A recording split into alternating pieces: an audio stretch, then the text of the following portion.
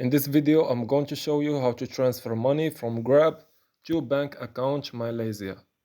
So this should be a quick and easy process video.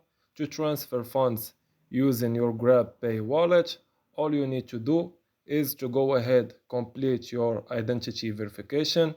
The process will be available in Grab Pay. Just set up your Grab PIN to secure your account information, and there are several ways to transfer your GrabPay wallet balance: via QR code to another Grab user, via mobile phone number, to bank accounts or other e-wallets.